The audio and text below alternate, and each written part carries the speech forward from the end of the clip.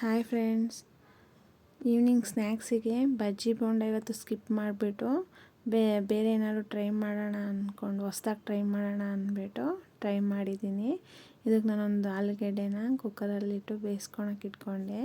ಈ ಕಡೆ 1 ಕಪ್ ಮೈದಾ ಹಿಟ್ಟಿಗೆ ಸ್ವಲ್ಪ ಉಪ್ಪು, ಒಂದು ಚಿಟಿಕೆ ಹೂವಿನ ಕಾಳು ಹಾಕಿ ನೀರು ಹಾಕಿ ಚೆನ್ನಾಗಿ ಚಪಾತಿ ಹಿಟ್ಟಿನ ಅದಕ್ಕೆ ಕಲಿಸ್ಕೋಬೇಕು.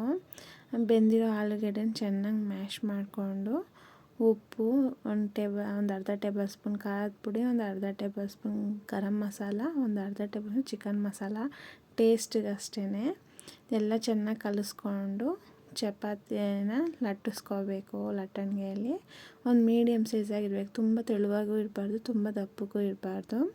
ಅದಾದಮೇಲೆ ಎಲ್ಲ ಕಡೆನೂ ಸ್ಪ್ರೆಡ್ ಮಾಡ್ಕೋಬೇಕು ನಾವು ಮಾಡಿಟ್ಟಿರೋಂಥ ಮಸಾಲಾನ, ಆಲೂಗಡ್ಡೆ ಮಸಾಲಾನ. ಆಮೇಲೆ ಚಾಕುನಲ್ಲಿ ಈ ಥರ ಕಟ್ ಮಾಡ್ಕೋಬೇಕು.